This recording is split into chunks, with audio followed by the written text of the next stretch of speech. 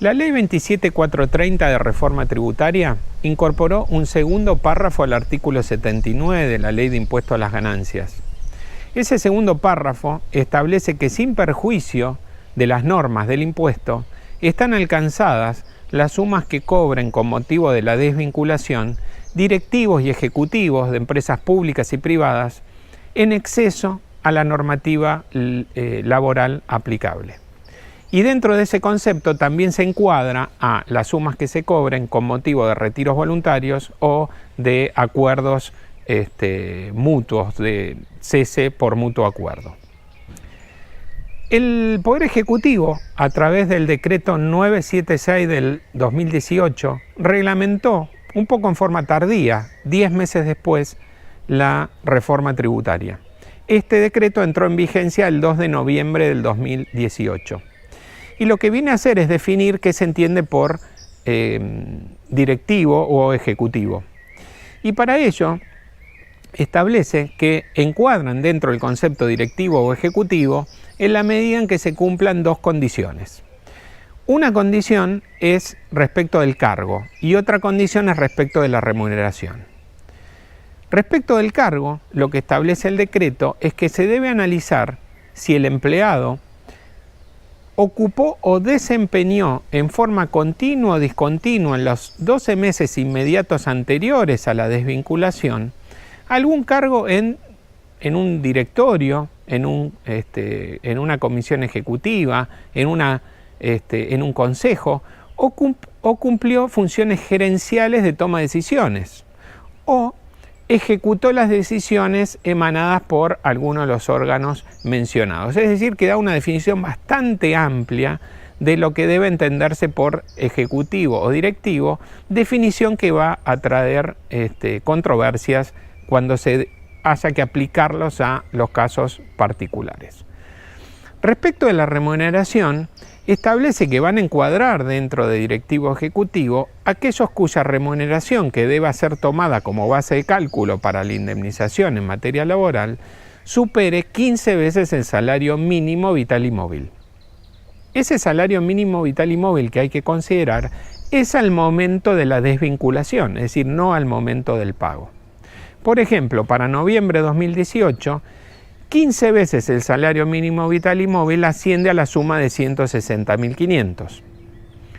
Para diciembre de 2018 hasta febrero de 2019, esas 15 veces ascenderán a la suma total de 169.500. Por otro lado, el decreto establece qué debe entenderse por empresa pública y dice que son empresas públicas aquellas que encuadran en el artículo 8 de la Ley 24156 o de las normas aplicables en provincias, municipios o ciudad autónoma de Buenos Aires.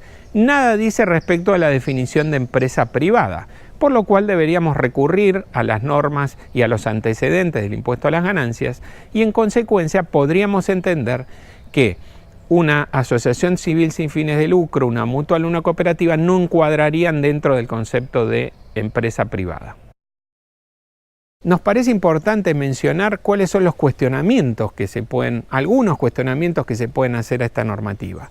Y el primero y más importante, y que entendemos puede ser receptado por la justicia argentina, es la afectación del principio de igualdad. ¿Por qué? Porque el principio de igualdad está consagrado en el artículo 16 de nuestra Constitución Nacional. Y fíjense ustedes que puede darse el caso, al aplicar esta norma, que dos personas, dos empleados despedidos, con la misma capacidad contributiva, uno tenga el exceso que cobra de indemnización por sobre lo establecido por la normativa laboral, gravado por el impuesto a las ganancias, y otro no.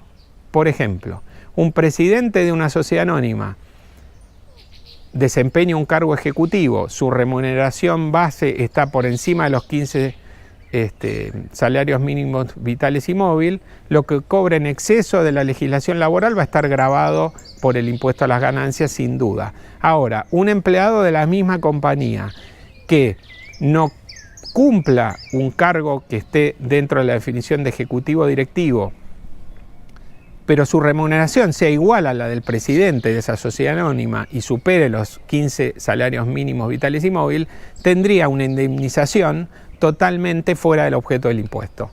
Y ahí se estaría vulnerando el principio de igualdad. Por otro lado, los gerentes que queden encuadrados dentro de esta definición de ejecutivo directivo, por ejemplo, podrían cuestionar la definición del reglamento, el principio de legalidad, entender que el reglamento excede el marco legal y amplía la definición de directivo ejecutivo.